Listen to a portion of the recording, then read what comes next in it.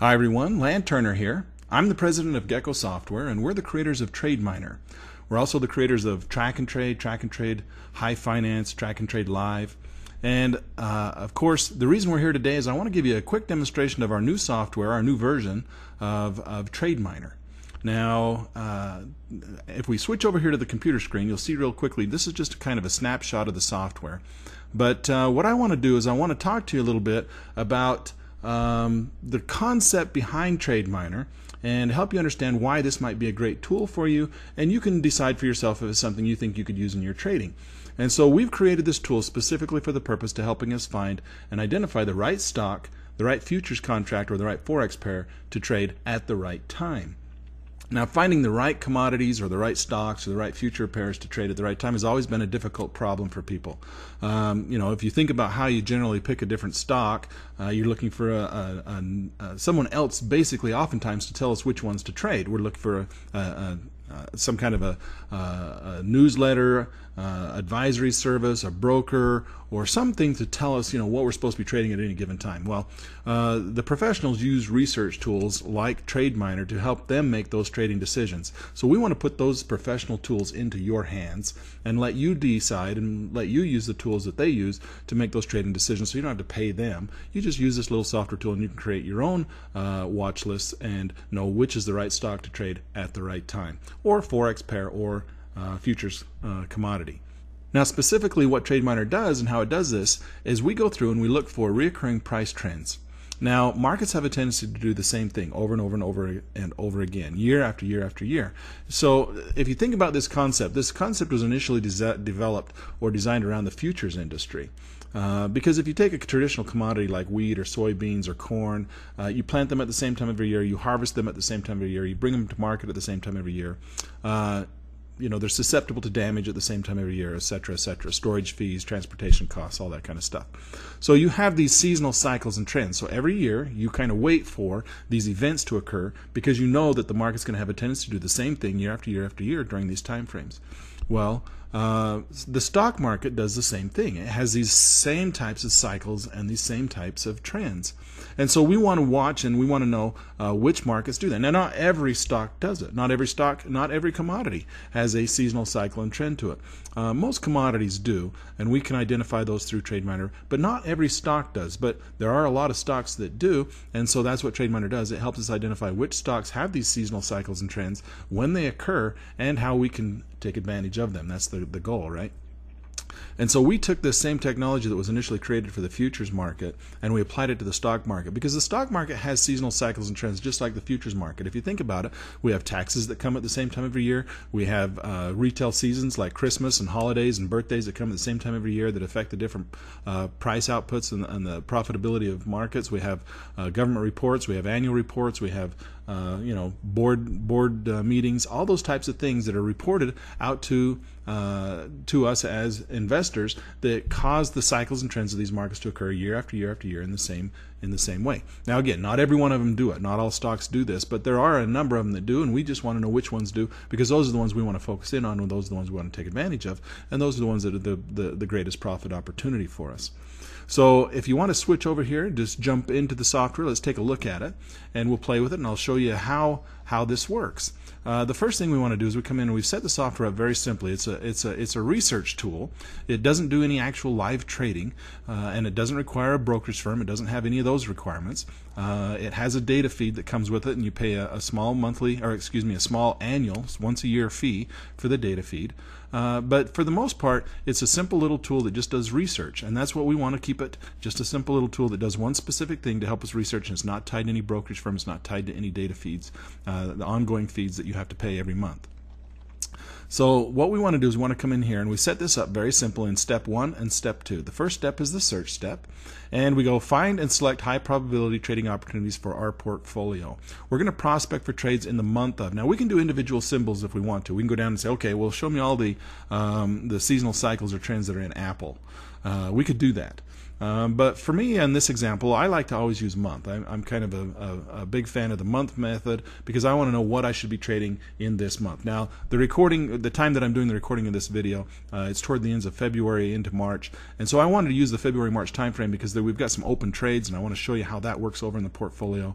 So we not only can predict out into the future of what we're going to be trading, but we can also show you the profitability of what's trading right now. But we come in here and we say prospect the trades in the month of February, and we can pick any month we want, but right now, because we're in February, that's why. Find trades that win at least 90% of the time, and that's of course user definable, but I like to set it up there pretty high and make our trade miner work pretty hard, and if it can't find anything at 90%, we'll back it off, but I think we'll get some good trades here at 90%. We're going to show both longs and shorts in case we want to take some short positions. Maybe we want to buy a put option or something. So we'll do both longs and shorts. And then we're going to list trades that last at least 5 trading days, but no more than 45 trading days. Now, that's just my default window. We can set that to be anything we want. That's a moving envelope that we can user define, and we can set that any time frame that we want. And we're going to mine back at least 10 years of history. So for my search, my scan, what we're going to do is we're going to mine back 90% trades that have won through the month of February 90% of the time over the last at least, notice this is at least 10 years. And then I have a couple of filters down here. I'm going to turn these filters off initially, and let's go ahead and hit dig now.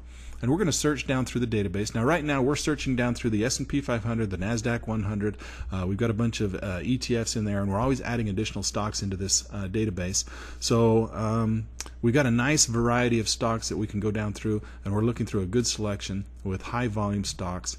And this is our result. And as you can see, it's coming up with the results of 13,000 opportunities. Now, that's a lot for the month of February, but you'll notice in here the reason there's so many is because we have a lot of duplicates. You'll see PX, PX, PX, PX, PX, but they have different entry dates and different exit dates, and so that we have some overlapping start dates and we have some overlapping trade dates, and so that's what these filters up here do. Now you'll notice also that we have a score. Now the score is ranked up here on a scale of 0 or a scale of 1 to 5, 5 being the highest that you can get. And so what we do is we go through with these filters up here and we say remove the same symbol duplicate start date and remove the same symbol overlapping trade date, and that's done based on the score. Which one of these opportunities had the best score, the highest score? And you can see as we come across the top of this this table, it's kind of like a spreadsheet table in here where we've listed all of the different particulars on each individual trade.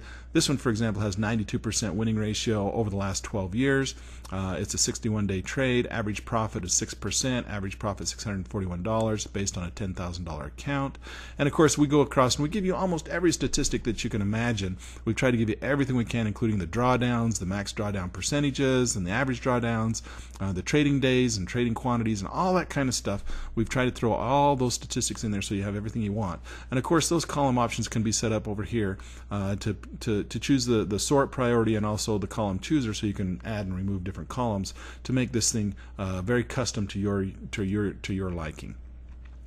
Now, what we've done here is if we've gone in and we put in these different filters. I'm going to hit dig now again, and we're going to go down and we're significantly going to reduce the number of opportunities. The results are down now to 573 different results, and what we did is the score is based on which one of these opportunities makes the most amount of money in the least amount of time with the least amount of risk. Now that's important. The most amount of money in the least amount of time with the least amount of risk.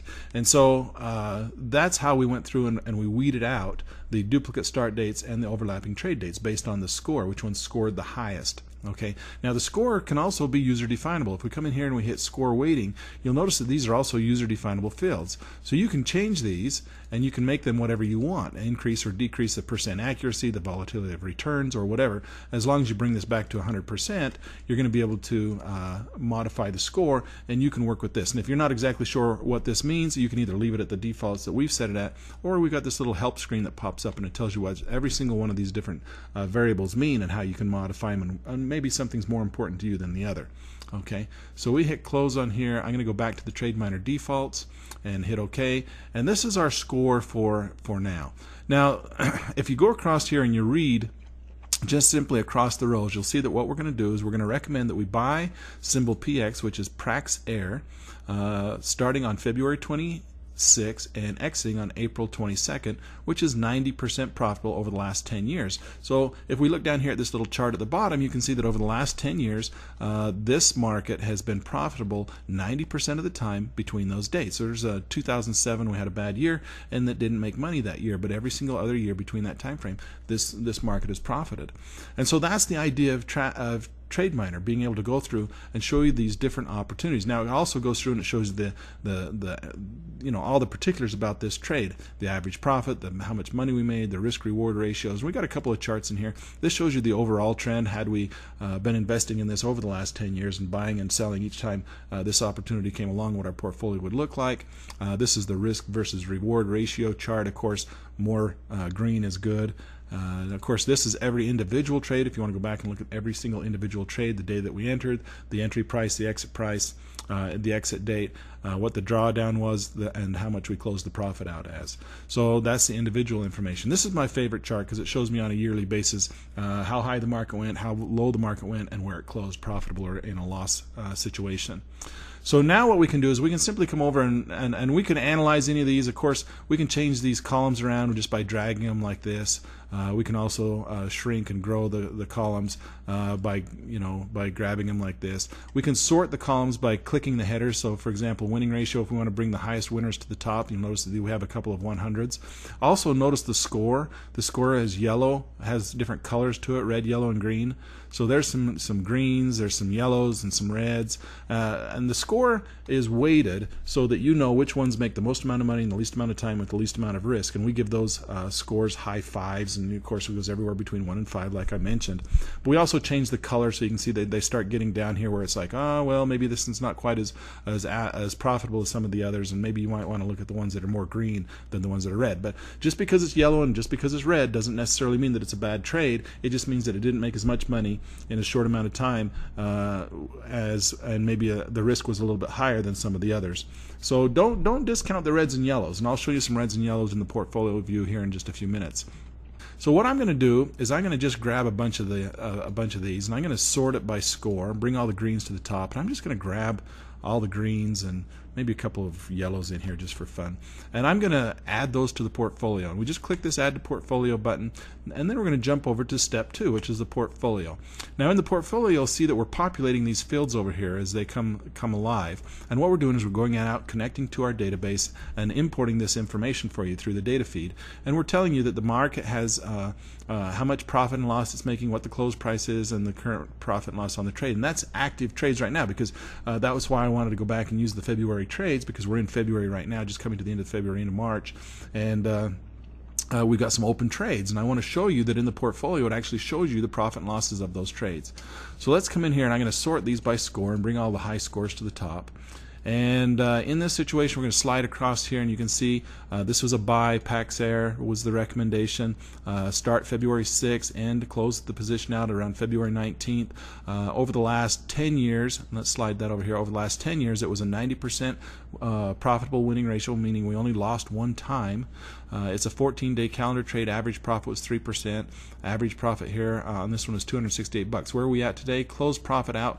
Currently, we're at it's black. Notice the text color is black. That means that this trade has ended. That's because we're past February 19th. So it's black. It's closed out with a $110 profit, or a 0.39% profit on the trade.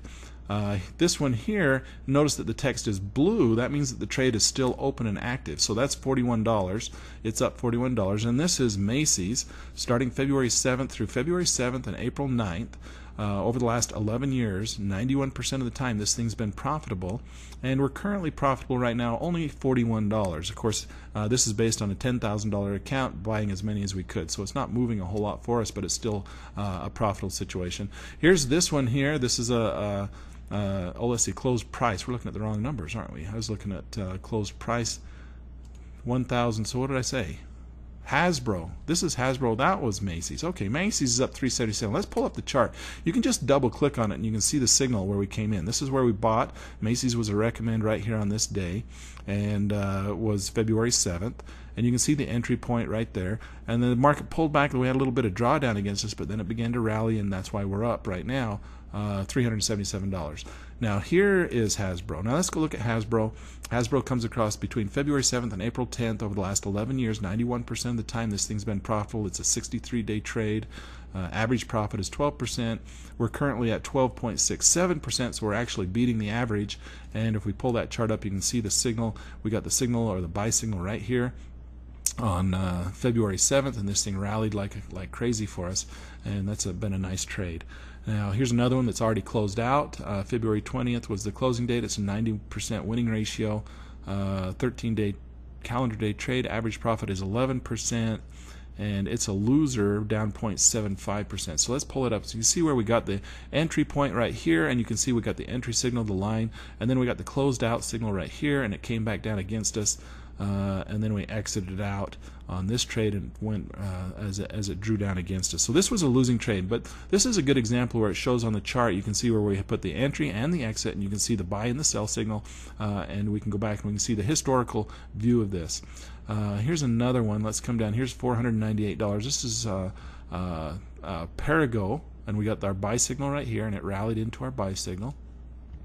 And you can just see this is the portfolio, the running portfolio, as we come down here. Here's another nice one, $1,400. We got VF Corporation, and this thing rallied like crazy for us right at the bottom of the trend.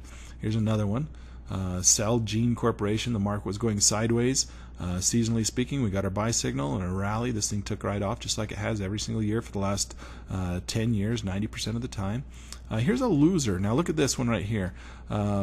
Monster Beverages Corporation, February 25th to April 1st, 11 years, 91% winning ratio.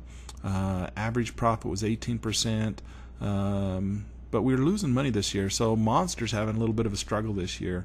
Let's pull that up. You can see, traditionally speaking, this thing rallies, and it did. It rallied nicely, but then it pulled right back against us, and we're in a drawdown right now, so it's going against us. Probably if we were trailing with a stop, we might have got stopped out. With a scratch trade or something. I don't know, depending on where you'd put your stops and how you'd manage that would be your, that's kind of up to you. We don't really tell you that. We're just telling you the signals and when these markets have a tendency to run.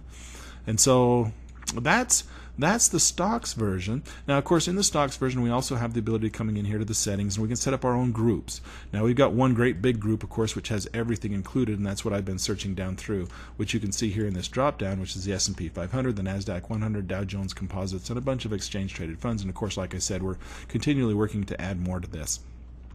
We also have the ability to create your own group, so you can come in here and select off a bunch of these and then hit save group, and it's going to come up and let you name it. You can put it in, maybe this is lands group, or if you want to go through and create groups, industrial groups, you can do that as well. We give you a little bit of additional information in here, like the average volume, the 52-week range, the P&E ratio, market cap, and whether the stock is optionable, because a lot of people want to know if the stocks are optionable, so you can trade options on them. Of course, then we have an education tab, and the education tab pulls up for you a nice little place where you can come in and work with me, learn a little bit more about trading, and we've got the educational videos in there. We got forums for people who are using the software, and you can talk to each other, and a couple of other different resources for you for trading in the Education Center. Now, this is the stocks version, and of course we have three versions. We have stocks, futures, and forex. And I want to just quickly come over here, and I want to grab for you the futures version, and we'll just lay this in here. And the futures version is very similar, of course. It has the tabs across the top, the search tabs, which have the exact same criteria. We have the portfolio tab, and of course I've already grabbed a few and pulled them over here for us to fill and populate the portfolio. And you can see them too as well. It's the same type of method. You can come in here and you can sort by the headers and bring them all to the top or whatever you want. I've added a bunch in here. I even for the futures market, I even added a bunch of yellows and a bunch of reds in here on the score, so that you can see that you don't have to stick with just the greens. So, for example, we come in here and look. This is heating oil, and you can see heating oil. We got the buy signal right here, and it's got a little tiny drawdown and then rallied for us. And we're in a profit zone right now. Again, it's blue, meaning that it's open. It's an open position. It's open trade, and it's up a couple $1,000s. This one here is light crude. Crude oil, same thing. We got a signal right here. Seasonally speaking, crude begins to rise in price during this time frame, and it's doing it again this year, right on cue. between March 4th and April 12th. 90% of the time over the last 10 years, light crude oil has climbed in price. And so that's what we want to do, take advantage of these different things. The P&L on the trade, we're currently up 44% on this trade. And the average profit is 67%, so there may be some additional gains to be had in here. If we come down here, here's another nice trade. This one here is sugar. Sugar was a short position. Sugar generally falls in price during this time of the year, and so it's following once again that seasonal trend to fall in price. And so we're shorting sugar at this point between March 19th and April 29th. Again, that position is still open, and we're up 46%. Now here's a loser. Here's one that's not doing well. This is Australian dollar. Now the Australian dollar traditionally rallies during this time of year, and it's on a pullback right now. But we're just getting into this trade, so there might still be some opportunity depending on where you put your stop. You might be stopped out, or you might want to wait for it to hit the rally point again and continue. So there's a number of different strategies that you can use to take advantage of this information. But what we do is we provide you with the information, and then how you trade it is really up to you. In the Education Center, I do show you a bunch of different strategies on how to trade these markets, and so you can come and work with me there. This is also heating oil, and a nice one that started to rally, pull back, and again, generally following the trend of the crude oil during this time of the year, begin to rally. Let's come down here a little bit more. Here's another loser. What's this one? This is the Japanese yen. It seems the currencies are not following the seasonal trend this year very well, but nonetheless, Japanese yen generally falls during this time of the year, traditionally speaking, and it's just rallied a little bit. It looks like maybe it's just got a little pullback, and we might get another leg that drops, and we'll get our profit out of this one anyway. But that one between March 18th and April 2nd, 83% of the time over the last 12 years, this market has fallen in price. Now I want to slide down here and show you some of the yellows. Now these are some of the yellows that were over there, and here's a nice yellow, and look at this one. This is the Japanese yen. Oh, this is the December contract, and so we picked up this one at a different time frame. This is the drop in price on the December contract, and this was a yellow opportunity, giving us different dates, and it actually caught this fall on the Japanese yen. So very nice trade there. Starting March 1st to March 11th, and of course this is still open. This is open position, and it's up 101% on the trade. So, you know, even though we're losing up in the green one, notice that the yellow one down here is a winner. So again, like I said before, just because it's yellow doesn't necessarily mean it's a bad trade that you should avoid. It just means that it didn't make as much money in as short amount of time with as least amount of risk as some of the other trades. And so it scored more. It didn't score quite as high. Now here's one. Look at this. This is Japanese yen once again. Now this one is closed out. This position is closed out. It was March 1st to March 11th, and it's closed out. And again, that's that same trade right there. Let's see. Here's the gasoline. Here, this is natural gas. Excuse me. Is that natural gas, or was that? No, RBOB. This is unleaded gasoline. So unleaded gasoline. We got our signal. Look at that, right at the bottom. Boy, you couldn't time it any better. And the great thing about this is this signal, we knew that we were going to be getting into the RBOB weeks before this trend ever occurred. And so we get that signal. We know that seasonally speaking, traditionally speaking, this market rallies during this time frame. So we're there. We're waiting for it, and we know it's on its way. Here's another one: crude oil, heating oil. Smells. Let's come down here and slide down. Here's some more in the yellow ranges that are making some. Now here's a loser. Wheat. Let's pull that one up. Wheat. Oh, look at that. Wheat generally rallies during this time frame. We got our sell signal. Oh, we're gonna go short, and then we got out. Oh, look at that. We got out right before this huge, massive drop. Now that's a strange drop. But we were supposed to go short right here. It rallied against us a little bit. We got out just as the market dropped like a rock. Oh, that's bad. That's an unlucky move right there, isn't it? We just missed it by a little bit, but that's one of the losers. It's down here in the yellow. But let's go. That was a short position. Let's come down here. Let's come down here and look at some reds. Now we're starting to get into the reds. Now the reds are having a few more problems this year. Not quite doing quite as well. Here's a winner in the red, but it's still quite sporadic in oats. And you can see that the red ones. Yeah, here's a nice little winning streak, and still being red. These are red scores, but yet they still have some nice profit in them. A short position on coffee was red this year.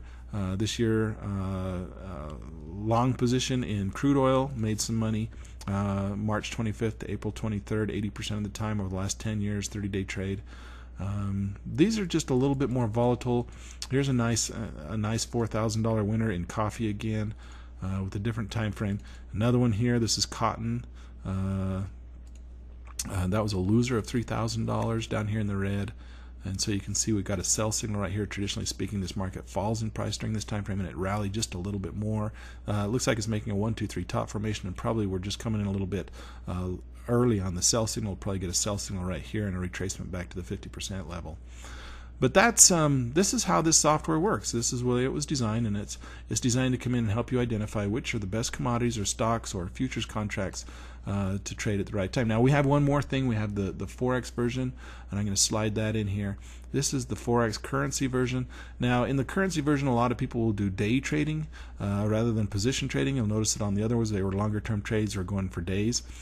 When we do the Forex markets, I generally like to come in here and I'll use a shorter time frame window or envelope, and I'll put 2 days and 5 days, and I'll just find out what markets have a tendency to do during a week's period of time, and then I'll day trade this market. And so I would just want to know what my underlying bias is. I want to know if the market has a tendency to rise during this week or fall during this week, and then I won't take strong long positions during the week on a day trade position if I think that if the market has a tendency to fall in price, or reverse. If the market has a tendency to be bullish during this week, then I won't take large short positions. I'll take a larger risk on a long position because the market has, traditionally speaking, has a tendency to rise in price during this time frame.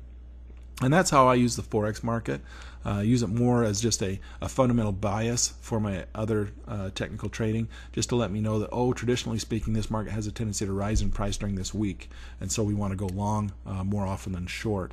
But you can see here again some of these trades. This is a profit loss between February 25th and February 27th. The EUR GBP, the British pound, is a buy.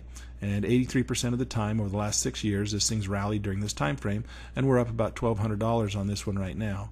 And it's just, notice it's just a small time frame in here, and the reason again that I do that is because most people want to day trade the futures market or the Forex market, which isn't necessary. I mean, the Forex market has very nice trends, and we have many accounts, and we can trade these things on the daily chart and trade them for long positions. And a lot of people get caught up thinking that they only have to day trade the futures market, but that's the Forex market, but that's not true. You can definitely trade the Forex market on a longer term basis, on a daily basis, and use some of these different strategies. But I like to use it. For me, Forex market, I do like to day trade it, and so I use this as my fundamental bias, help me identify the underlying bias of the market in the Forex market. All right, folks, this is the quick demonstration I wanted to give to you for TradeMiner, stocks, futures, and Forex. And I hope that you see that there is some benefit to this. We give you, a satisfaction guarantee on the software. If you go down below this video, you'll see a button that you can press. It'll help you move forward and to get a copy of the software for yourself. You got an entire month to play with it, to use it all you want, see if it's something that can help you. And my guarantee to you is that if you don't believe that this is the best thing you've ever done to help your trading, just send it back. We'll give you your full refund, no questions asked. And I just want you to play with it, try it, and see if it's not something that you think you can use in your trading. It's been very helpful to me and a number of other people, and again, as I said at the beginning of the video, it's probably been one of the best things we've ever done. And I'm glad you were able to take the time to watch this video with me, and I hope to see you in the Education Center. All right, take care.